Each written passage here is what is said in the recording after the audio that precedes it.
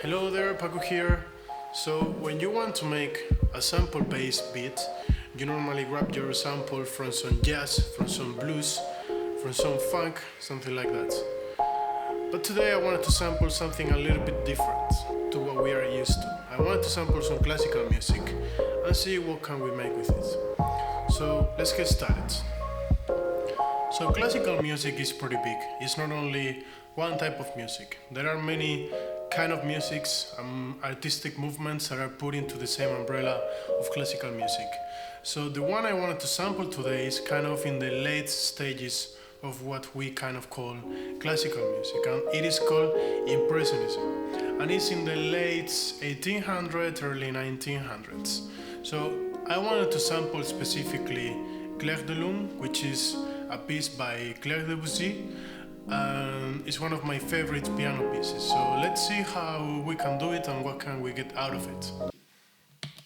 So I'm just going to start by putting the sample into my trusty OP1 and just dividing the sample into different chords so I can rearrange them and come up with a cool sequence that I like. I kind of like this sequence, so I'm just going to keep going with this one. Please, if you like this content, don't forget to subscribe, because 98% of the people watching my channel is not subscribed, so it would be very nice that if you enjoy this content, you subscribe so you don't miss out the new videos that I put out. So once I got this basic idea from the OP1, I pretty soon felt that I had to move into Logic because I knew where I wanted to take the beat, so I just did. I knew I wanted to start the beat with the beginning of the song because this song is so iconic that it just felt right starting the beat like the song starts.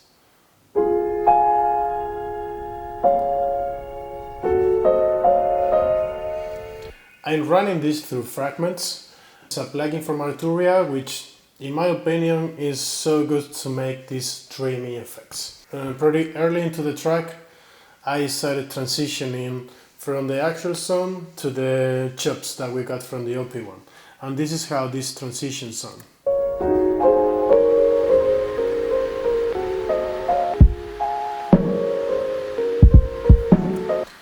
This is pretty simple. It's just putting them at the same time where I think they kind of fit.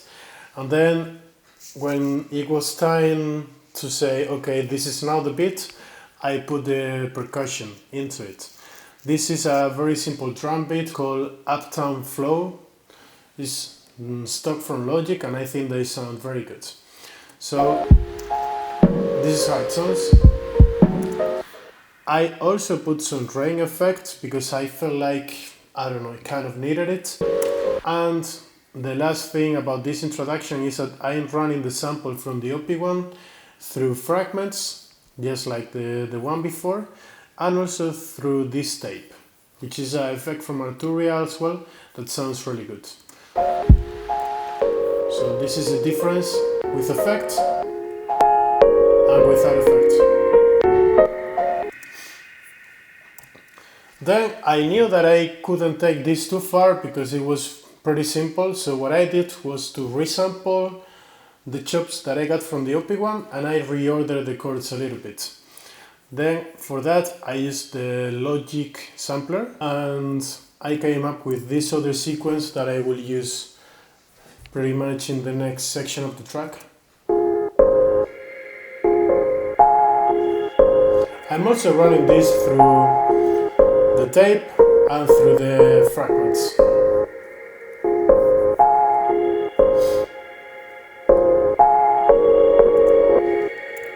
Then to go with that, I made this simple drum beat.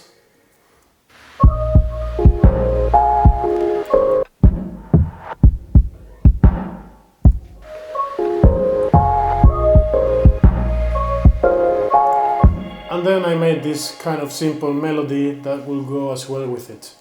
I like to make these simple melodies in these tracks because I don't like the melody to be too complex. I'm using this Kontakt instrument. It's called Glaze and it's pretty good. It's for Native Instruments. I'm using actually two instances of it. So this is one and this is the other one. And this is how it all sounds together.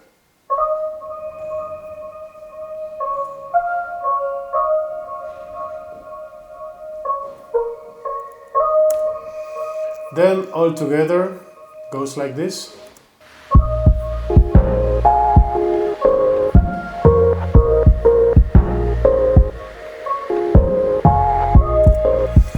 And last but not least, I have a bass, which is just a stock bass from Logic Pro.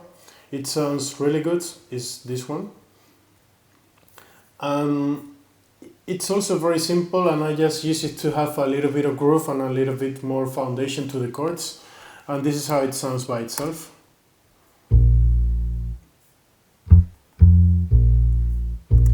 One tip to make good basses is to make them go with the percussion rather than with the chords. So if you listen it with the percussion, it sounds something like this.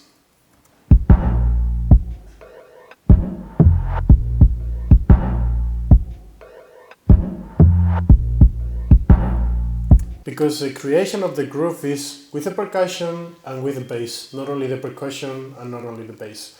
So it's good to try to combine them together and make them sound good together.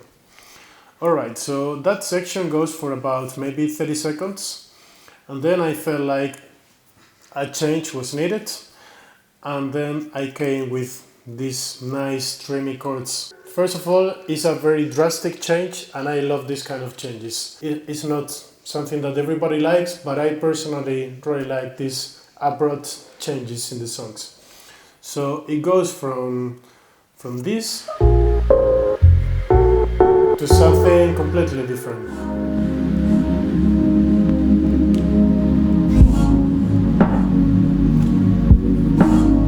So first, I also changed the beat. I made the beat a little bit more simple. It's only drum, kicks, snare, and a little bit of hat. By the way, I normally make the percussions with the Logic Pro step sequencer, because it's actually amazing.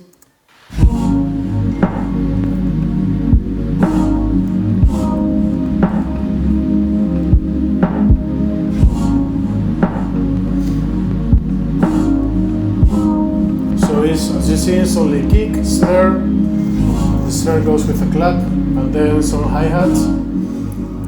I put a lot of reverb on the snare and the clap, and this section goes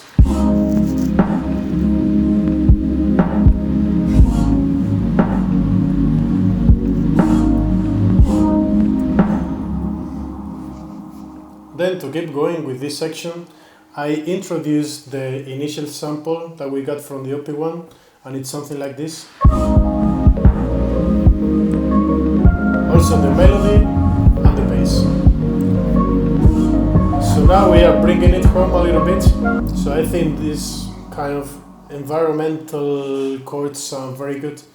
So these chords that you are listening all the time are made with the same instrument. Is this Kontakt Glaze. Is so good for this kind of dreamy, atmospheric sounds.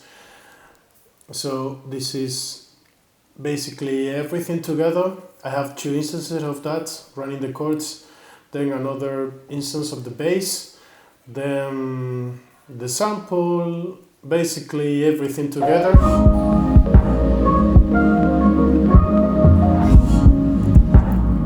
And then to finish it up,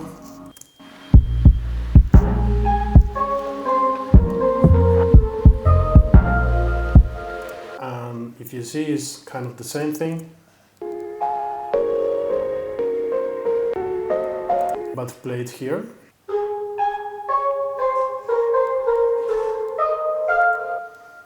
A little bit out of beat and a little bit out of time, just to give it a different feeling. And yeah, that's basically it. That's the whole bit. I hope it was useful to you. I hope I gave you some techniques that you maybe can use in your productions. Thank you so much for watching, and see you in the next one. Have a nice day. Bye.